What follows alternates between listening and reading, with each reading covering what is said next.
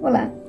O site Reflexão nos traz um artigo de Steven Canitz, onde ele, em 2002, escreveu na Veja o seguinte: há 20 anos eu presenciei uma cena que me chocou profundamente. Eu fui almoçar na empresa de um empresário rico e muito conhecido.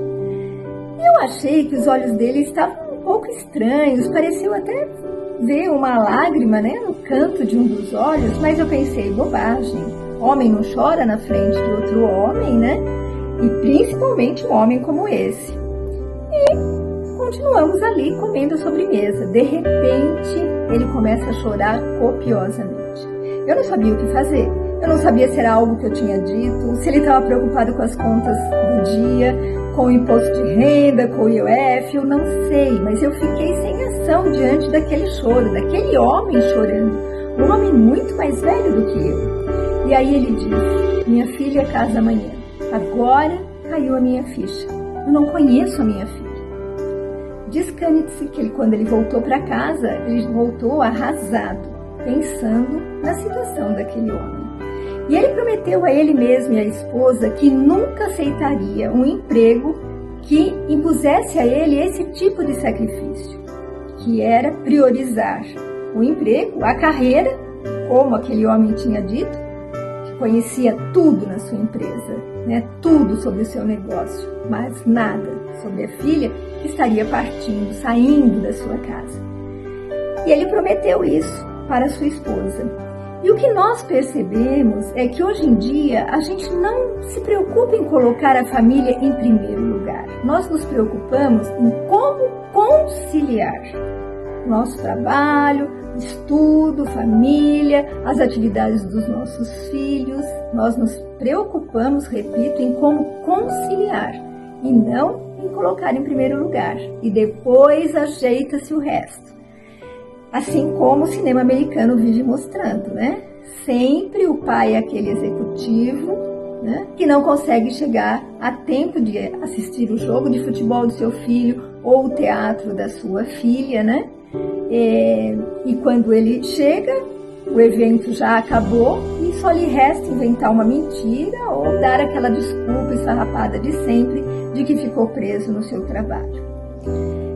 Quando, se ele tivesse chegado mais cedo, ele teria levado seus filhos ao evento, ele teria dado suporte psicológico, naquele momento em que há uma tensão pré-jogo, uma tensão pré-apresentação para o público, ele estaria lá, presente. Mas é muito difícil para nós que trabalhamos, estudamos, e temos uma família, colocar em primeiro lugar. Eu entendo que isso é difícil, até porque existe um custo, Você vai ter que abrir mão de muitas coisas. Muito provavelmente, seus amigos que não fizeram essa opção serão mais ricos, mais famosos, mais reconhecidos, poderão olhar para você com desdém. Mas existe um ditado que diz o seguinte: nenhum sucesso na vida compensa um fracasso no lar. Então, qual é o verdadeiro sucesso se você chegar à constatação de que o seu filho se tornou um dependente químico porque não tinha sua atenção, não tinha o seu carinho, não tinha o seu suporte?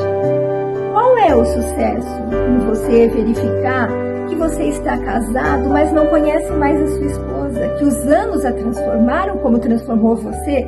Todos nós crescemos, modificamos, mas o tempo que você passa fora de casa te impede de conversar com ela, com a sua esposa, ou o contrário, a esposa conversar com o marido. E aí não se conhecem os sonhos, os objetivos, as frustrações, as necessidades. Chegamos mais tarde, muitas vezes o companheiro ou a companheira já está dormindo, acordamos de manhã, mal engolimos o café, porque existe uma reunião nos esperando, e quando caímos em si, percebemos aquele abismo que se criou, e a família desestruturada. Então, tudo isso são questões a serem avaliadas. Porque quando chega o final de semana, a gente diz, o final de semana, que ótimo. E aí o que acontece? é celular, é jogo com os amigos, é teatro com as amigas, né? E a família. Então nós temos que nos perguntar: o que eu estou priorizando na minha vida? Estou priorizando a minha família? Vamos refletir. Fique com Deus.